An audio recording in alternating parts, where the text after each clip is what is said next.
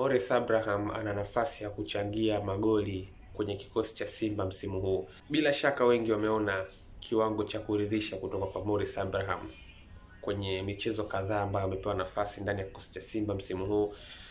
Toka mchezo dhidi ya Fountain Gate ambao aliingia kwenye kipindi cha pili, kasi yake, uwezo wake wa kutafuta nafasi, uwezo wake wa kurelease mpira na kufungua tena kwenye maeneo mengine, of course umeonekana kuwa ni mzuri, mchezaji ambaye anaonekana yuko sharp, anajua kwenda haraka na movement zake.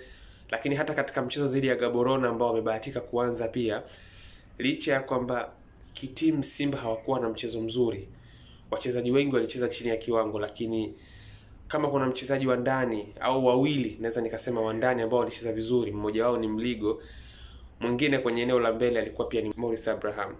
Licha ya kwamba timu inaonekana kwa ujumla wake haikuwa katika kiwango kinachotakiwa kiufundi na kiutimamu, lakini Morris alikuwa anaonekana ni mchezaji ambaye yuko active, bado alikuwa anajaribu kufanya vitu vitokee, na mwisho wa siku hata penalti muhimu ambayo imekwenda kuwapa bao ambalo limekwenda kuwa ni faida kwenye matokeo ya jumla kwa upande wa Simba lilisababisha yeye pia, kwenye mazingira ambayo kirahisi kama asingeangushwa na mlinzi wa Gaborone huenda angekuwa kwenye nafasi ya kuweza kufunga yeye mwenyewe kwenye lile jaribio pale. Na hichi ndio kitu ambacho nimekuja kukigundua pia kutoka kwa Morris Abraham toka kwenye mchezo dhidi ya Fountain Gate ambao aliingia kwenye kipindi cha pili. Simba wanapokuwa wanashambulia, mara nyingi nafasi za hatari huwa zinaanguka kwenye miguu ya Morris Abraham. Kama mshambuliaji, wakati atafanya jaribio, goalkeeper atapangua. Kwenye mchezo dhidi ya Fountain, rebound zote zilikuwa zinaanguka kwa Morris, tena akiwa ndani ya box na akiwa kwenye mazingira ya kuweza kubadilisha matokeo kwenye wakati huo.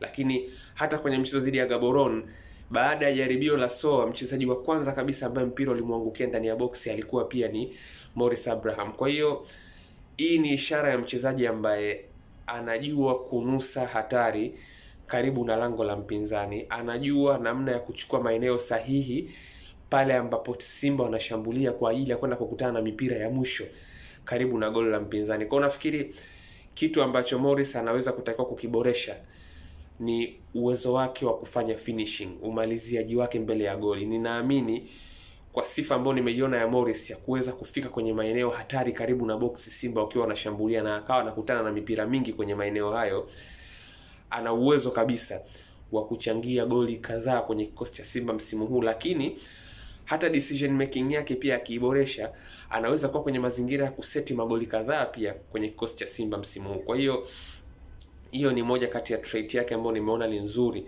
Ni mchezaji ambaye anajua muda wa kufika kwenye boksi na anakutana na mipira mingi ya hatari katika eneo hilo. Kwa hiyo licha ya kiwango chake ambacho kimekuwa ni kizuri akiwa kama kiungo, lakini namuona ni kiungo ambaye ana element ya kuweza kuisaidia timu kwenye upatikanaji wa magoli, na hicho ni kitu ambacho kwa sifa yake kama kiungo, kwenye namna anavyoweza kusoma mchezo kwenye eneo la mwisho, ni kitu ambacho anapaswa kwa zaidi ya 100% kuweza kukifanya kwenye kikosi cha Simba msimu huu.